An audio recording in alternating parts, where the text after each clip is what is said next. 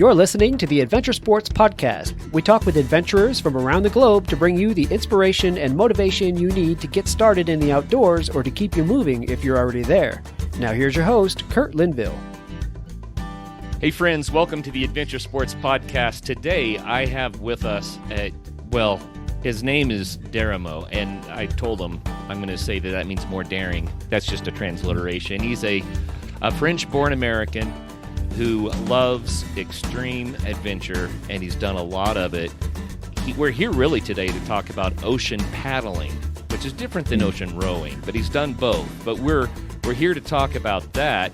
But I caught him mid-adventure on a motorcycle in Argentina, so we have to talk motorcycles at the same time. Cyril Derreumaux is known for being the man to paddle, not row, paddle from California to Hawaii in 2022, and from the Canary Islands to Martinique across the Atlantic in December through March of this last year, so he finished in 2025. And like I said, right now he's in Argentina. Cyril, welcome to the program. Thanks for having me. I'm so glad we made it happen. Listen, I've been it's in the canyon. I've been riding for the last 4 hours looking for the one Wi-Fi spot, so I hope it works. Well, so far so good.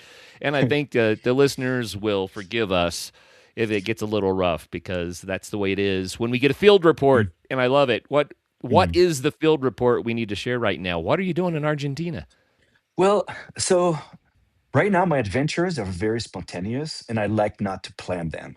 I think, we'll talk about my ocean crossing, and it took so much work, like 4 years to make them happen and so much training that now I just enjoy the day to day. And, I used to live in Argentina for a year and a half, 20 years ago. And I just happened to come visit friends. And I said, you know what? I'm just going to go on a motorcycle. Where can I rent one? Oh, this area is nice. How about going further north next to Bolivia, this area called Salta? There's canyons that are like the Grand Canyons. But, Wow. just amazing. And I said, okay, how much is it? $50 a day? All right, let's go. I'm going to take a bus 18 hours from Mendoza overnight. I got there, and then I'm pretty much building the trip as I go. Like, where should I go? I meet people. Like, what do I do tomorrow? This way, but it's okay. It's been raining, so it might be muddy. Okay, let's go. And I just love the spontaneity of it all. Yeah. Oh, that is so fun. And, okay, I don't think we should go looking for trouble, Cyril, but sometimes we can overplan things. And when we're more spontaneous, and I think sometimes more adventure happens. When you don't have a strict schedule, when you don't know exactly where you're going to go, when you meet someone who says, oh, you have got to see this, and you actually have time to go there and see it. You know what I'm saying? I think that's just beautiful. Because if you plan too much, you don't have time to go see it. I think Exactly. we're just in our day to day. Of course, our schedule is okay. You got to be doing this at 5 p.m. and then tomorrow there's this appointment, and the day after that you have a meeting. You have to go to So for once in a vacation, let's just plan the trip there and the trip back, and in between goes the flow. So what kind of a motorcycle are you on? Oh, it's a 250, so it's not a big one, but it's good for off-road. Off-road, it's a XT Yamaha, Oh, and fantastic.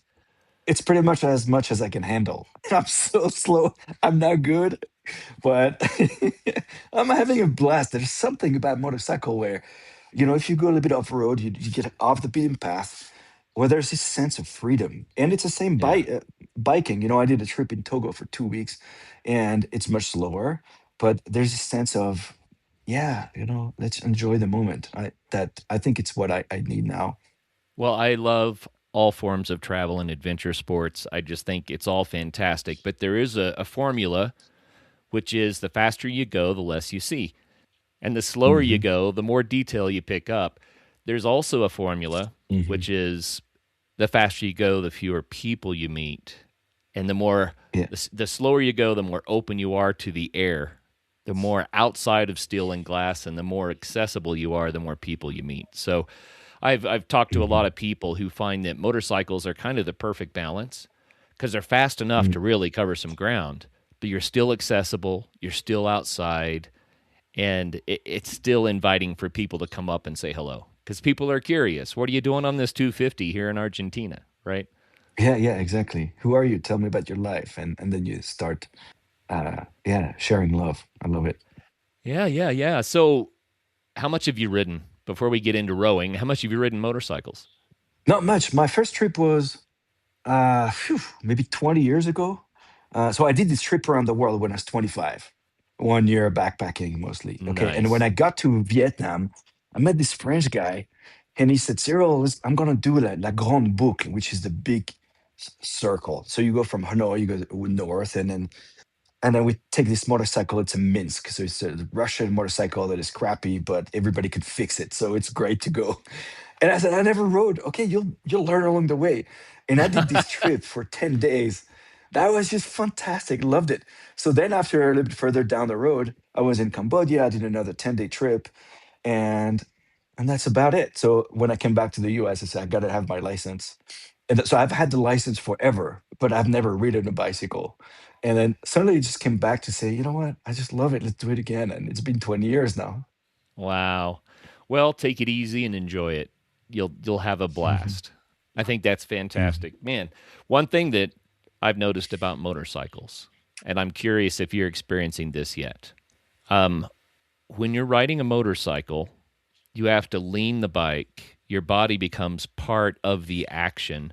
When you're in a car, the car kind of throws you around and does its own thing. You tell it what to do, it does it, but you're not connected. But on a motorcycle, it's more intimate.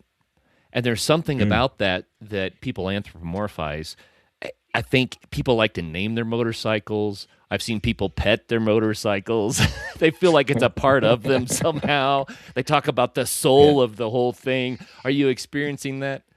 Yeah. So what I actually caught myself thinking today was how, so imagine, I mean, it's called Quebrada de las Conchas. All right. So it's like if the whole world had broken, and it's like the mountain has slide to its side and it's all broken like this. Okay. So I was trying to say, oh, how can I film this? How can I take a picture of this? Because it's a 360 thing, right? Wow. And I thought about how in a motor, in a car, you're just looking by the window. You're looking, so you're not really part of it. In the motorcycle, you see the 360, like you just turn your head. And there's really no way to explain that. So I do have this camera, which is 360 degrees. But even that, when you render it on a screen, you have to go from one way to the other, right? It's not Yeah. like living it. There's nothing else than living the thing. And I can describe it in the best way in a podcast, describe the best way in a book, anything you want. In the end, adventure is to be lived. Hmm. I heard Robin Williams quoted once, and I'm going to misquote this, but I loved it. I'll give you the gist of the quote. He said, people are always talking about how to be safe or how to save a life. He goes, no, no, no, no, that's backwards. We need to know how to spend our lives, to I spend our love it. lives well. And like you Yeah. just said, adventure is to be lived. And I think it's, yeah, I totally get it. By the way, Cyril has two different websites I want to mention, but I want to mention this most recent one first because it's easier to remember and I just think it's fun. He has a website called thecrazyfrenchguy.com. And he says that's a lot easier to remember than Cyril Derreumaux. I don't know. I think Yeah. French Guy is pretty good. But he also has the website, which is solokayaktheatlantic.com. And the keyword there is kayak. Mhm, So, Cyril, different rowing teams have rowed the Atlantic. I've interviewed people that have rowed the Atlantic. You're the first mhm, person that I've ever talked to who kayaked instead of rowing. And we're not talking about sea kayaking around the coast. We're talking about mhm, open water ocean crossings in a kayak. So mhm. you've done both. Why did you opt for the kayak and how is it different? Yeah, you're right. So in terms of scale, let's give you a few numbers. There's been maybe across the history of ocean crossing, 800 rowing boats that have crossed, right? Whether one, two, three, four people, maybe even more. Uh, one person crossing on a rowing boat, there's been 230 of those. Okay. One person crossing in a kayak, there's been five, right? And the reason Hmm. is because you have oars on a rowing boat that are really long, and you use your legs and you push, um, and you go backwards. Because the oars are so long, then you can have a bigger boat. You could be Sure. higher on the water. You could reach out further, so the boat is going to be wider, and you could carry more things, and it's safer overall. Now kayak, because I use kayak paddles. You go right, left, and you go forward. Then I need to be able to reach the water. So that means the width of the my kayak, even though it's super safe and it's ocean worthy for any kind of storm you could have, I could still touch the water on both sides when I'm sitting down in the cockpit. That means the height, so it's because it's narrower, it's tippier, and it gets swamps right away. And then because it's so narrow, then you can't have a big cabin, right? And how do you create a cabin so that you could go in and out safely? And what happens in a storm? And how do you build all the weight at the bottom so it's safe, it doesn't capsize, and if you could carry, you know like for 3 months at sea, you need to be able to have a water maker. You have to able to have two batteries and solar panels. So what kind of kayak do you build for this? And that was a big challenge at first. Is how do I make it super safe? Because I love adventure. I love life too, better, even more. You live. So Uh, and so I did the Pacific crossing back in 2022, 90 days. And the Atlantic was actually longer in distance, but it took me 3 weeks less because the currents and the winds were more favorable. So it took me 70 days in the same kayak. So Wow. I guess they're just different. I guess you're talking between a motorcycle and a mountain bike. It's so small that there's not a lot of people that want to do this. I guess that maybe that's why I want to do this myself. Well, I've talked to a lot of people about whitewater rafting and kayaking, and one thing that I always said about whitewater is if you're in a raft, it's kind of like you're in a school bus. It's a ton of fun. You have a great time. If you're in a kayak, then it's more like you're on a motorcycle. And Correct. Yeah. and so translate that into salt water, into the ocean, and open water. When I did look at your kayak, and people go to his website and look at this thing. I mean, it's substantial, but at the same time, I was looking at it thinking, ooh, what is that Hmm. like at a storm when the waves are big? Yeah. I was like, Yeah. ooh. That, did you experience any bad weather? What was the worst of it? Yeah. I mean, no matter what boat you're in, if you're in the middle of a storm, you feel small, Yeah. right? So this kayak, for sure, it's a big kayak. It's as long as a double kayak. It's as wide as a wide kayak, but it's a small boat. Um, and any storm is you're going to feel so tiny. And part of the success is actually to embrace that vulnerability, knowing that your boat is built for this. And it takes Mm. time. It takes experience and time and time on the boat on the water. Now, yes, my first attempt to cross the Pacific, I had to be rescued after 6 days because the water was so big and the wind was so strong. Now my boat was so seaworthy that when I abandoned the boat and went back 3 days later to go get it, it was fine. So that was like a key Wow. moment to say, okay, how do I build my resiliency and my trust in that cocoon of a boat that I built? Because it's self-rightening, right? If it capsizes, it'll self-righten. If it's unsinkable, if it's swamped, it will never sink. So how do I build this in my head so that I will feel safe in it, right? So that was part of the challenge. And then I did 90 days across to Hawaii. So then the Atlantic, although the waters were bigger and stronger winds consistently for a month and a half, then I still felt safe because for me, it was not day one, it was day 92 when I started from the Canary Islands, right? Um, but yeah, that boat is amazing. I built it for this and it did the trick. Yeah, amazing boat. And people that are going to California are welcome to go see it because right now I put it in a little museum in Sausalito so anybody could go and check it out. Oh, nice. In Sausalito, California.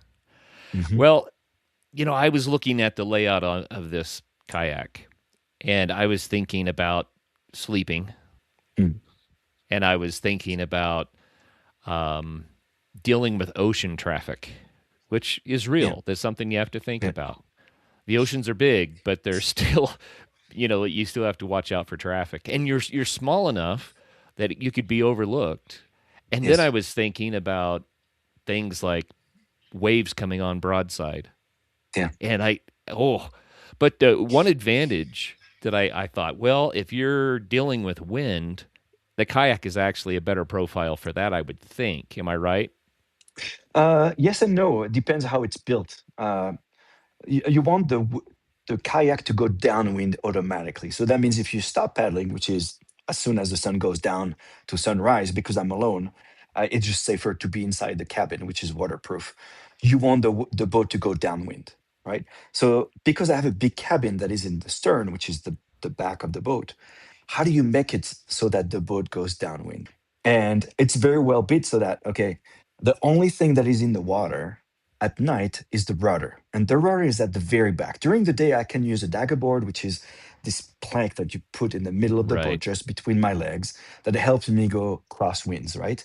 But at night, I'll remove this. So if you picture you have the kayak that is very long, 7 meters long, but the only thing in the water is at the back.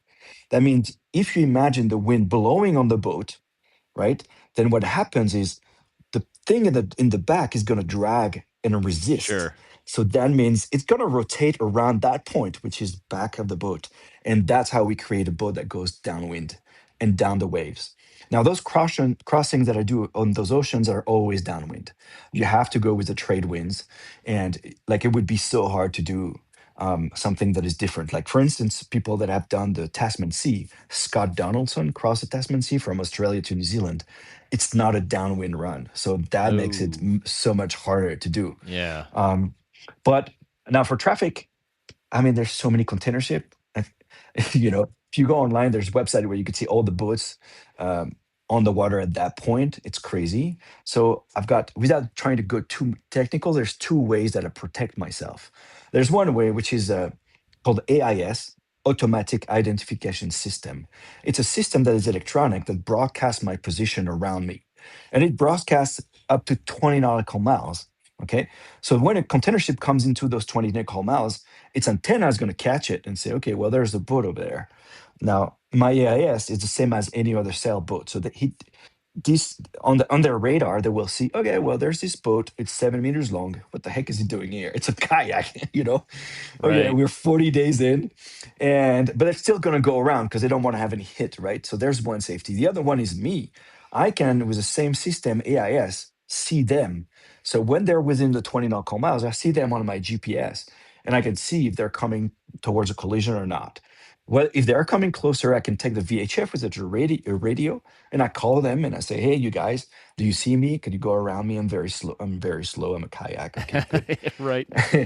Yeah. So yeah, there's safety protocols, but at night, okay, it's a container ship that is 300 meters long. I'm 7 meters long, and I go Wow. half a knot. They go at 20 knots, right? Yeah. So Yeah. I do have this protocol where, because I can only detect them up to 20 nautical miles and they go 20 miles an hour. If I have a radius in my GPS where I don't see anything, that means I have 1 hour to sleep where I know I'm going to be safe. So my protocol is I just wake up every hour and I look at any potential collision. And if there's not, I just go back to sleep. And at the same time, I kind of look outside. Am I drifting the right way? Am I drifting the wrong way? Do I need to add a sea anchor? So now we talked about the boat going downwind, but if the wind is too strong or kind of like a weird shape or sometimes not strong enough, I can add this kind of parachute. It's called a sea anchor or drogue at the back of my boat, and that will help put the boat perpendicular to the waves. That all makes sense. I How long does it take to get accustomed to waking every hour or slightly less than every Yeah. hour for days on end? Mhm. I don't think you ever get accustomed to. You just get, it is what it is, right? It's like when you have a baby. It's just the first few days they wake up anytime. Right. You don't get Right. used to it. It's like, okay, I got to get used to do this thing. Now, the first 2 weeks is what's hard. It's really getting into the flow of things because you change from A to Z in an instant, right? From one moment you could walk on land to you're not walking for 3 months, to you eat anything you want, fresh fruit, French veggies, and warm Mm, things, and cold, right. to eating freeze-dried meals, and bars and electrolytes, um, and then you start from pretty much doing 2 or 3 hours of workout, right? Because you train all the way to the departure, to doing 12 to 14 hours of paddling. Like your body's like, what are you doing? So you get into that groove where it's kind of survival. Plus, I always get seasick the first 5 days, so I puke and I feel better, and I start to Oh force no. feed myself so I don't lose strength. And then you have a little bit of hallucination because you have sleep deprivation where you wake up. I mean, so I guess the expedition like this, they usually, and the same for rowing boats, they're make or break the first 2 weeks. If you go through the first 2 weeks, and your water maker is working, your GPS working, the electronics are working, you get into a groove. Your body gets into a groove. So it's like the mental side is I'm going to go through this no matter what. I'm okay for sleep deprivation, pain, vomiting. I'm okay with not sleeping at all and all this. Uh, yeah, it's kind of a fun adventure, but not for everyone. Well, that was kind of my next question. Some people hear that and they think, oh man, it would be so cool to try to see if my body could hold up. And if I could do that, and what would it be like to be in the middle of the ocean and be all alone out there? And some people, Yeah. that's the vibe. Other people are like, what? Why? Yeah. And Yeah, no, so, what the heck would you want to do it? And there's people that say, I would love to do it. But once you put that idea to try, it's like, okay, well, just go home and in your bed, wake up every hour and go around the house yeah. and come back. Just do that for 3 days. Let's see if you like it. Right. Or, oh, you think it's great to be on the water? Well, let's just go on your kayak and try to sleep overnight in the water. Maybe attach your boot and just try it out. There's so many people that call me. The idea of the adventure is more seducing the actual adventure itself. So, yeah, and then you bring it down to even less people every time you do this, because every time you have a difficulty, like there's less people who want to do it. Mm, my mind is going 12 different ways at once. I have so many questions for you. Have you ever gone through all the hassles of getting on the plane, security, luggage, long waits at the airport, all that kind of stuff? And then when you finally arrive at your destination, not only are you worn out, but you also might feel a little bit disconnected. I know that I do when I hopscotch around the planet on a plane. That's one of the reasons why I love the great American road trips, where you get to drive from one place to another and connect all of those dots.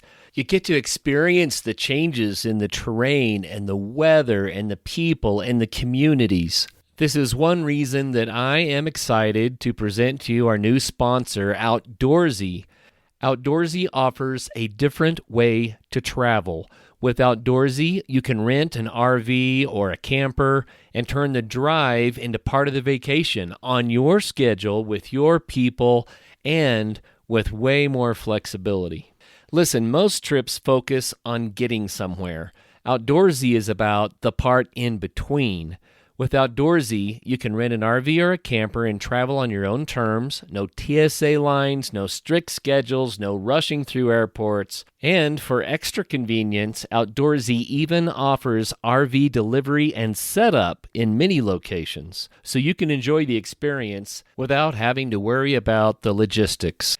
Outdoorsy connects travelers with trusted RV owners across the country, making it easy to find a rig that fits your style and budget, and I might add, that also fits with the people and the pets that you want to take with you.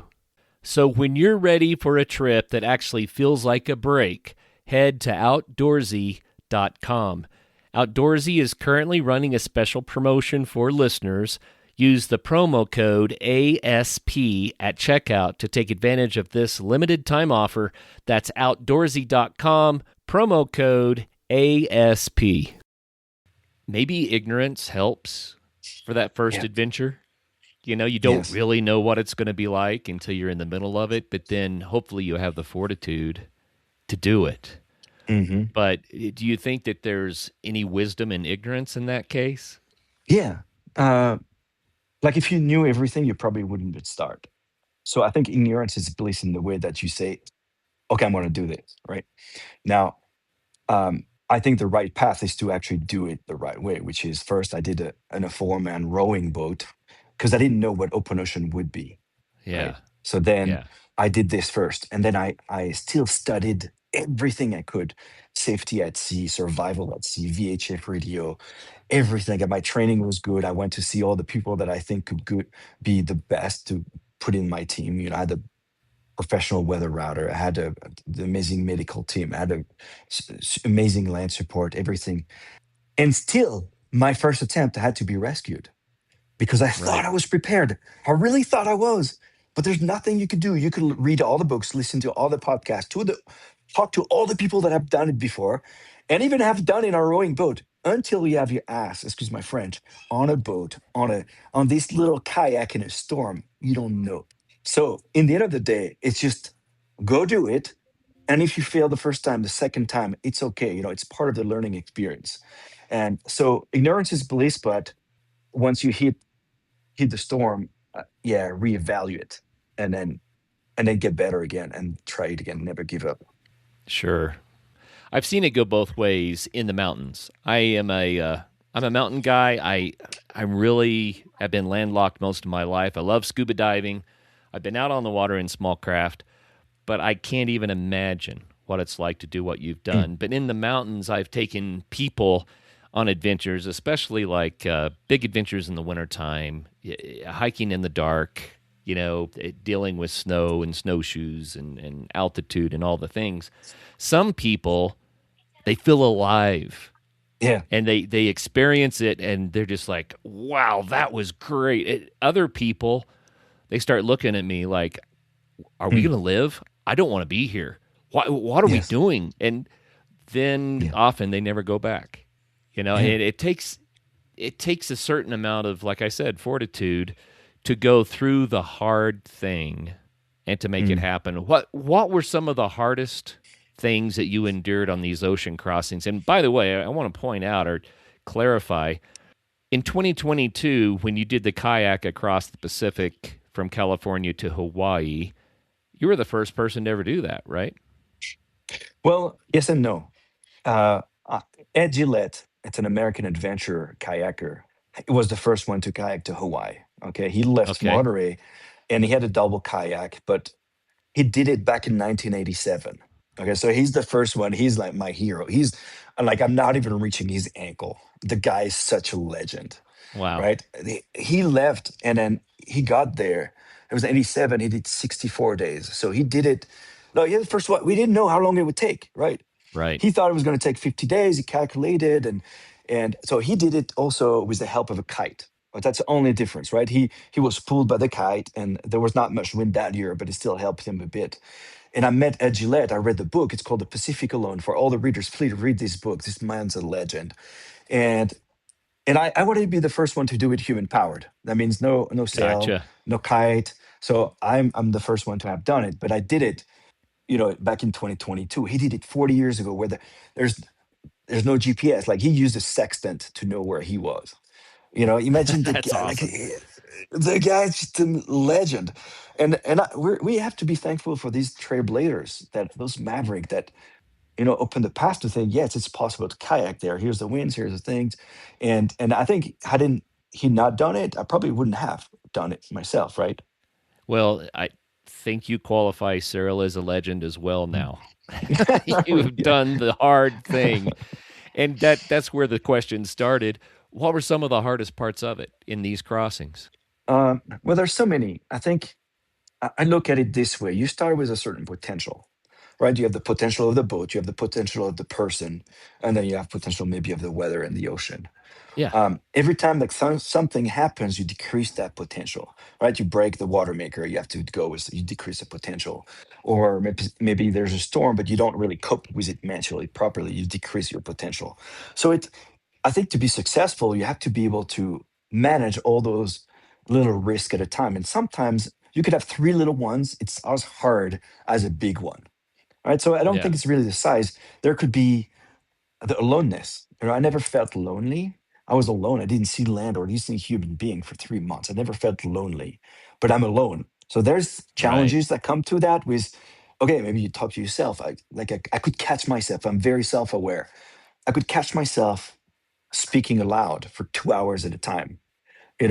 So it's really me, myself, and I. And then, okay, I'm gonna stop it. And I'm very emotional. That's my superpower, but that could be my weakness. So if I start to be emotional Mm. and start to cry for 2 hours in a row, not because I'm sad, but because maybe I'm super happy. Okay, I gotta snap out of it, right? So obviously, I think the biggest threat would be a storm. The ocean is mighty and doesn't care that you're on it. He doesn't care. It's just going to do his thing. There's a hurricane coming through it. It doesn't care that you're there.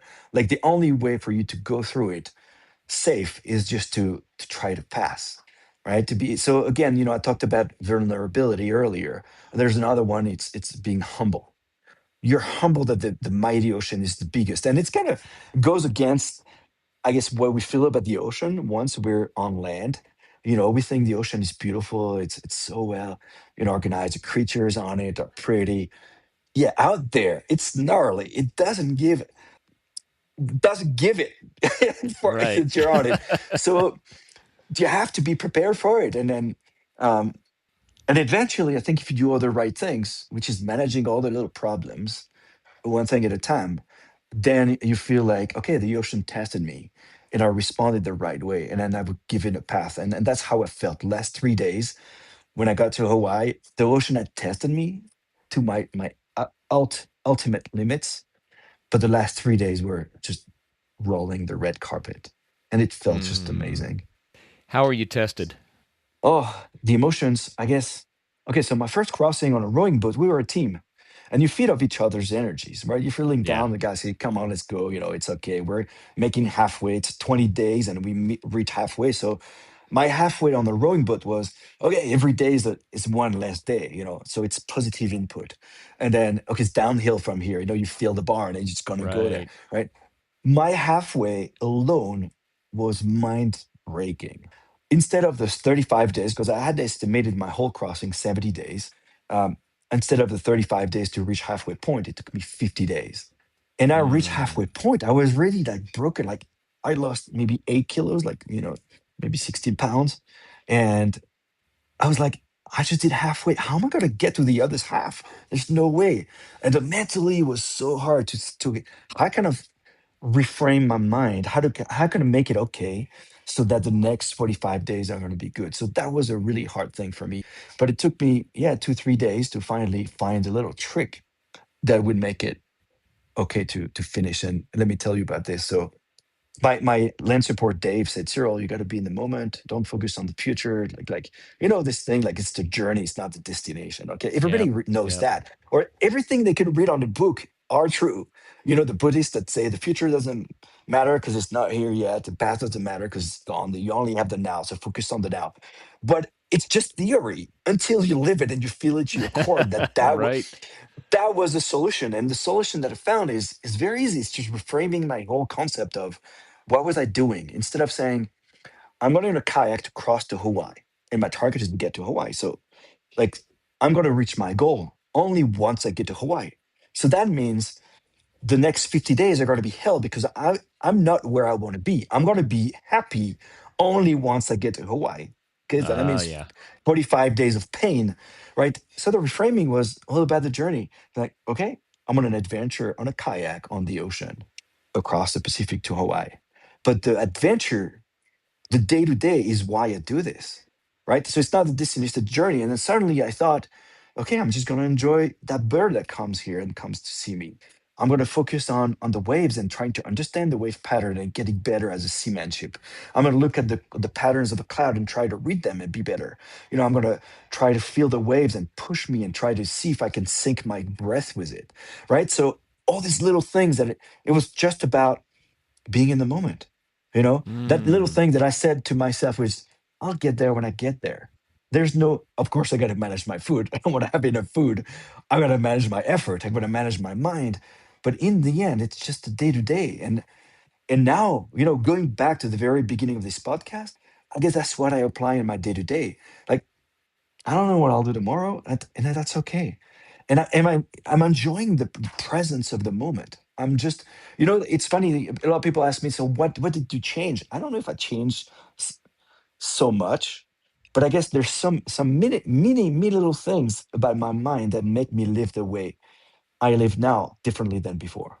Yeah. Sometimes it's not that we're a different person at the end. It's so much more just a matter of now we're the same person with a different experience or things that we Yeah, learned that help us, yeah. each step of the way. That I'm trying to imagine in my mind what Mm. it's like to be alone in a kayak day after day after day after day after day, losing Okay, weight, let me muscles give you an tired. idea. Okay, Okay. imagine you're in a van. Okay, like a camper Okay. van, a small van. Yep. Take an old one, Volkswagen. Okay, you remove the roof. So you're at the air. Okay.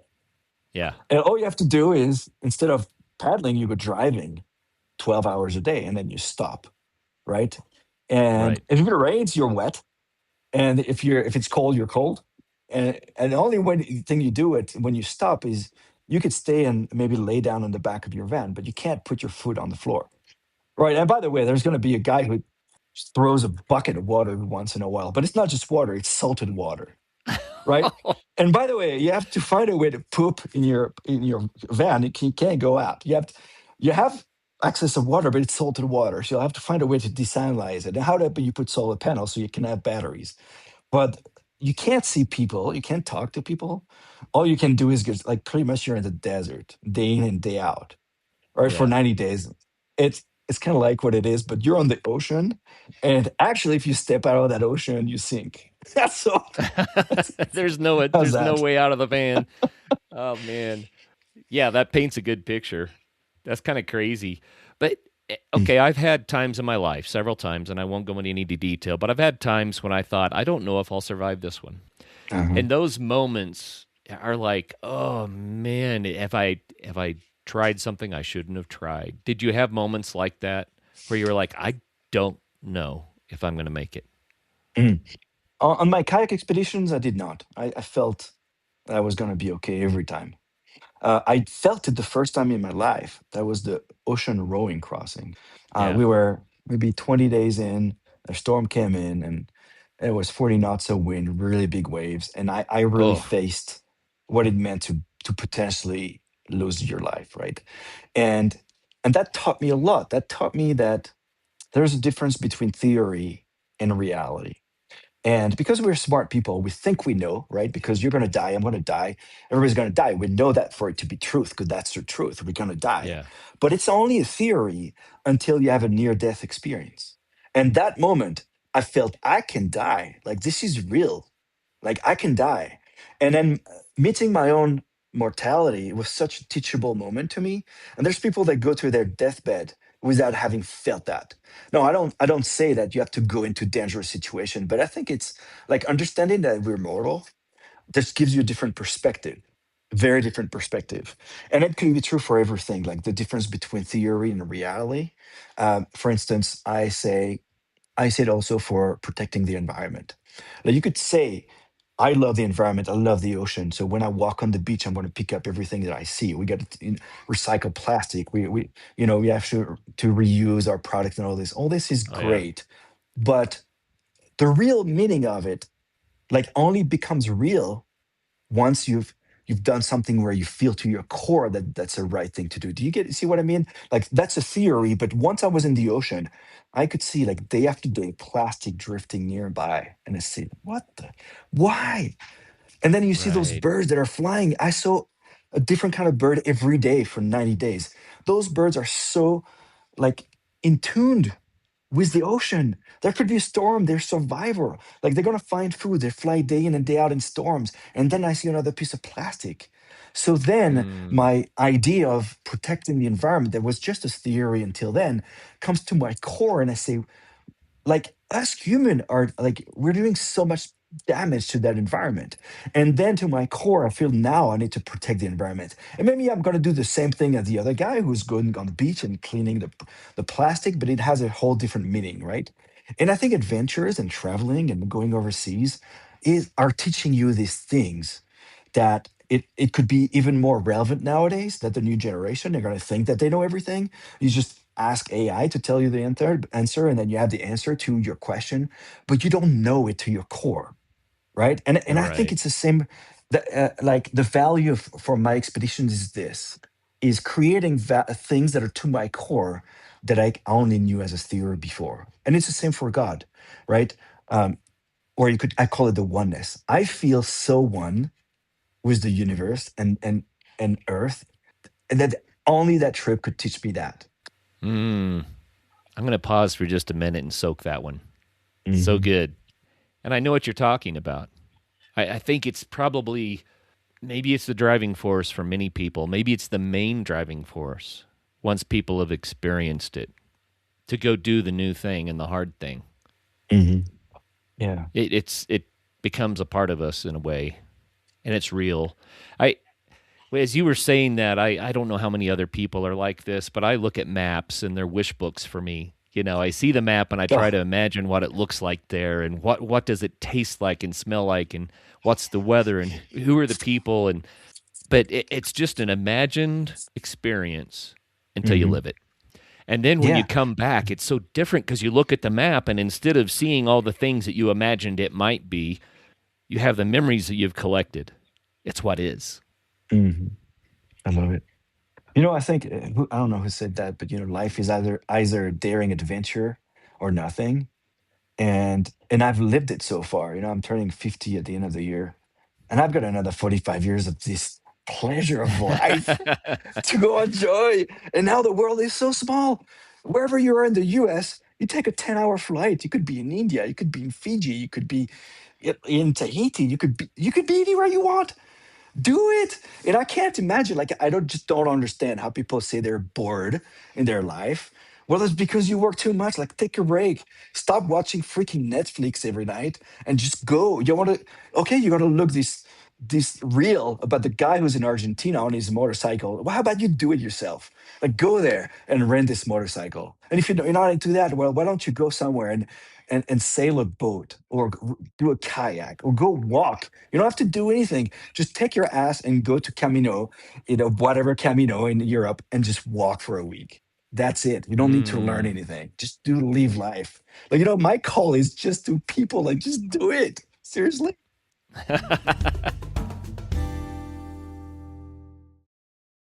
How many people do you think have heard you say something like that and have said, okay, I'm going to? I'm going to go do it, whatever it is. I'm going to go do it. Oh, that would be my dream to know. You never know. Life is like this. You just throw energy out there, and then whoever hears it. And I wish I knew, but tirelessly, I will continue doing it. And that's why I guess, I always segment my expedition in 5 points. The first one is daring myself to do it. The second one is living Yeah. it. The third one is learning from it. The first one is sharing. That's what we're doing right Mm. now on the podcast. And the fifth one, that's a Yeah. consequence of all this, is maybe inspiring people to do this. And but people have busy lives. They have kids, they have a mortgage, they have a job. And I guess it's this superpower that I have to say, you know what, I'm just gonna do it. And it takes sacrifice, I'm gonna do it just because that's the life I intend to live. I intend to live the best life I can imagine for myself. Now, if any of those listeners are saying, "Hey, can you help me?" Sure, call me, baby. Like, you want to go to Argentina? Let's go. Do you speak Spanish? Okay, learn now. Download Duolingo and learn it. You're never gonna be good, but you're gonna say, "Hola, qué tal?" That's it. You want to do a triathlon? Let's start doing. You want to lose weight? You want to do photography? Get your phone and take pictures of the butterflies. I'm going to help you do it happen. Now you're the one going to be the one who has to do it. But if you want to do it, I could tell you and how to do it. It's pretty easy. Just do it. Mm. So many people are afraid of failure. They think, well, if I try that, oh, and then they think about all the headwinds you just listed, right? Yeah. Yeah. I've got a mortgage. I don't have enough vacation time. It's going to cost a lot of money. What if I get sick? What if it, and they go down the list of all the things that could go wrong and all the challenges all the headwinds. Um, and you say, no, no, no, no, do it. Yeah. It's a So beautiful there's two things message, to but this. how do you overcome Yeah. those headwinds? Okay. Yeah. I mean, it's all mental, right? It's your Right. perspective. First, we think we're going to die in 50 years, no matter what. So you think you have all the time to do all the things you want to do. When I'm retired, I'm going to do this, right? If you don't do it now, you're not going to do it when you're retired. It's not true. Um, Now, here's a philosophy I've been embracing the last year. What if I were to convince myself that I just had a year to live, right? Mm, What yeah. if now I've got 300 days, and obviously it's not true. I hope not. And but what would be the decision making that I would do if I really knew that it was going to happen, right? Yeah, that champagne that is, or that old wine that you're waiting to just drink it now, right? Maybe that job that you don't like quit it. Like, fine, you're going to die in a year, right? Or that trip that you've been wanting to do to go to see your friend you haven't seen because he lives in Australia. Do it now. Like, that creates a sense of urgency to live the things you've always postponed. Now, I think if you're healthy, um, you could do anything you want. Like, The problem comes when you have the actual problem, because you live in fear of losing your job, of you losing your partner, losing your health, right? What if this actually happens? Then you can't make any of those dreams happen. You have to do it now when you're healthy, you have a job, and you just have to make it work. And I don't know, man. I wish I could convince people that it's the right thing to do. Maybe it's not. Maybe they just want to stay home and continue watching the Super Bowl. That's great. Do that. I'm here in Patagonia. Yeah, watch the Super Bowl. And by the way, I'm in Patagonia. Yes, exactly. Do both. That's Oh, okay. that's So very here's very one well thing said. to actually start to make it happen, because the biggest hurdle is mental. I think the way you who you surround yourself with is a good start. Like I Yes. think you're the average of the five people you spend the most time with. If you were to be my friend, and maybe you have two or three that are like me, I'm telling you, in 6 months, you're taking that trip to Canada and see what it is to be in minus 30 Celsius. So start Yeah. to I mean, start to find your crowd. And I'm speaking to the adventure podcast, so people that are listening to this already do this, right? Maybe that'll just inspire them to do more. But I guess find the right crowd. The guy that says, "Okay, let's put our bike and drive 2 hours." There's this thing like we could just go downhill with it. Okay, let's go. And that's okay. I think this is the American spirit. I think this is what it is. Like in California, where I've been living for 20 years, that's how it is. People are like that. And I've found my terroir of people that are around me that will say, yes, there's yes people. So you want to do this? Well, yes, sure. Okay. And now I became a yes guy. Hmm. So you credit your friends with being the Oh yes yeah. guy. They probably credit you as well. You know. So the problem we have among each other is that I'm the spark guy, right? So I create a spark about this. Oh, there's this race up in Canada I'm doing this year. It's called the Yukon River Quest. I've done it 3 times already, and it's like 444 miles canoeing. And I've got Nice. like this gift of convincing people that it's a good idea to go on adventures, and they're they're usually better than me. They're better paddlers, and they were like, okay, let's go, you know. So I love it. I love it.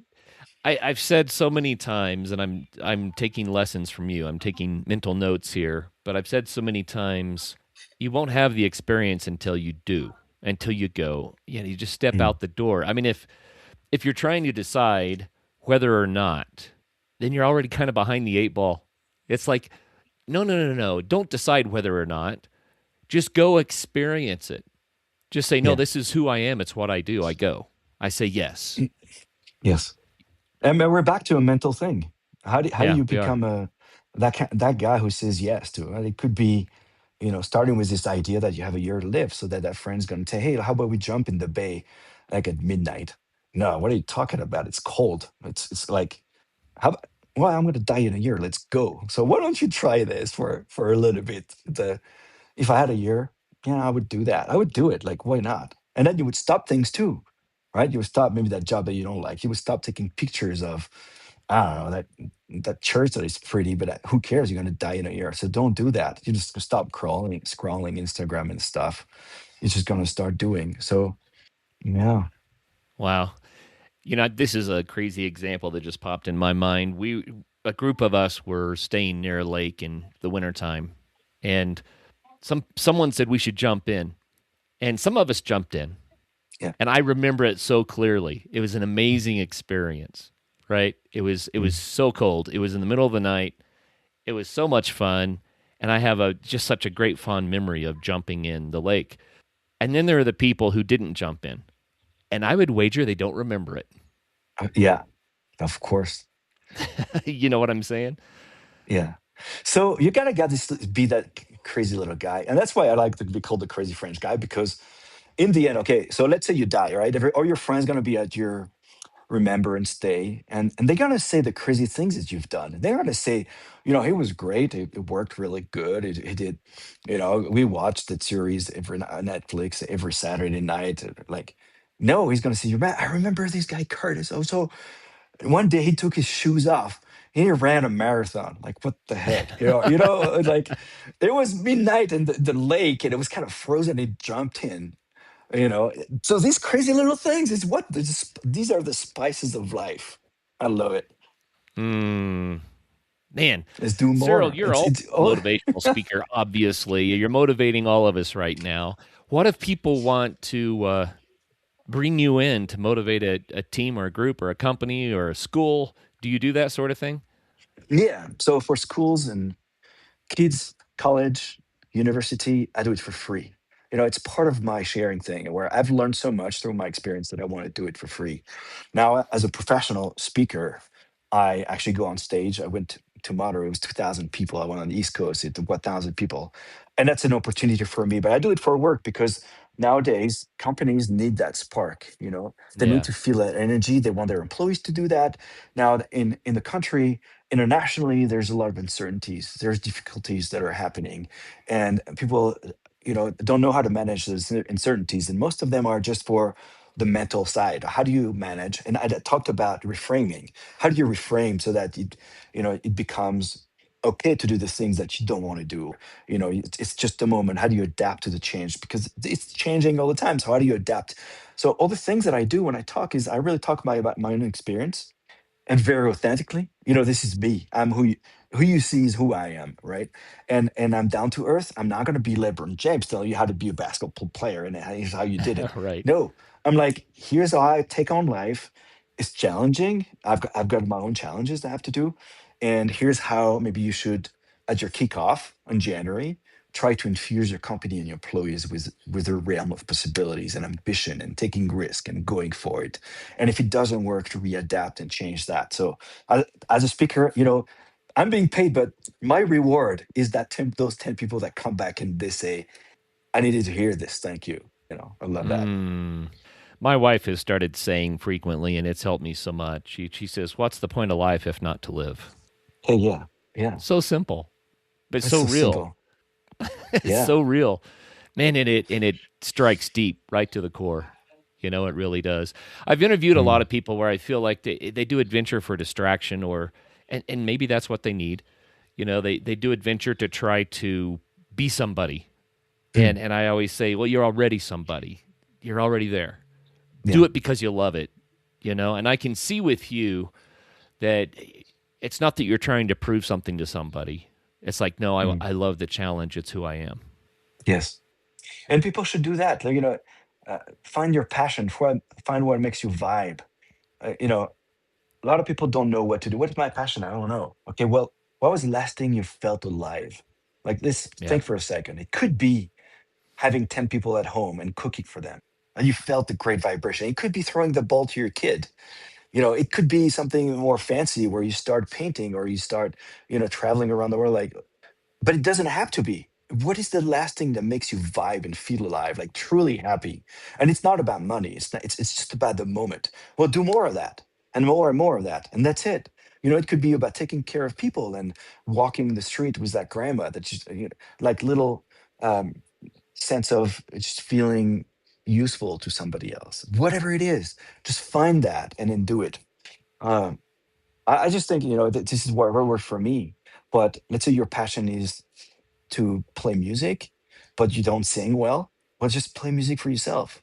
This is Mm, meditation. This is being in the moment. You love to paint, but you suck at painting. Paint nonetheless. Doesn't matter.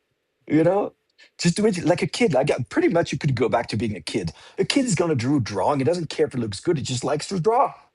Let's do right. that. And I'm a kid. I'm a big kid.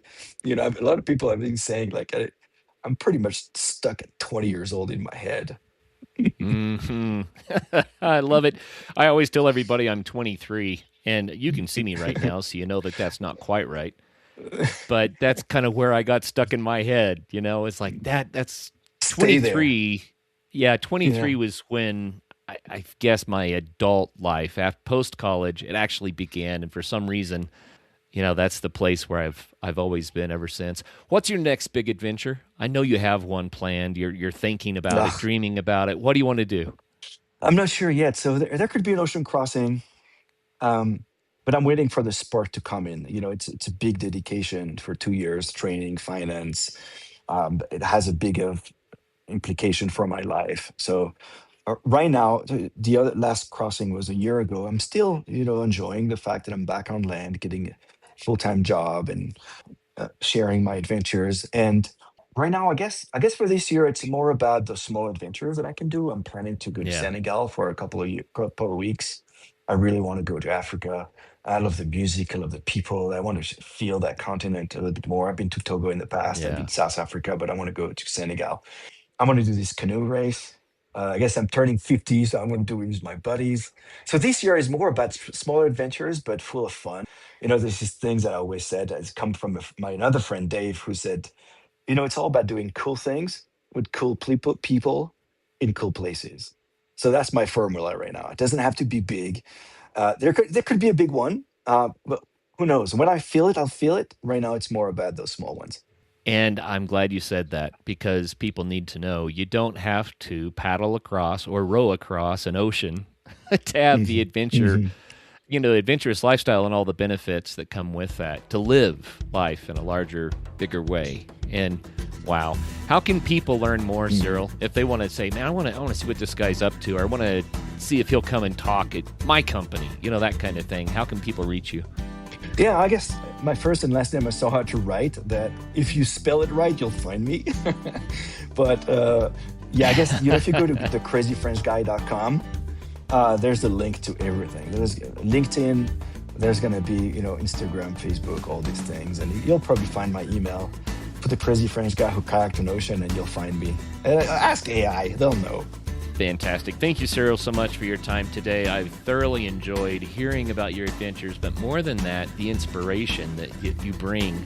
You're lighting the fire for people, and I believe in it. It makes a huge difference in life to live it instead of just tolerate it, to actually live your life, to spend it the right way. And that's the inspiration that I got from you today. So thank you so much for that gift. No, thank you, because your gift is to actually take people's energy and broadcast it. So that's your passion, that's your thing. Thank you for doing this. You are most welcome, and thank you for that too. And for everyone who's out there listening to this, you heard the man. Get out there and have some fun.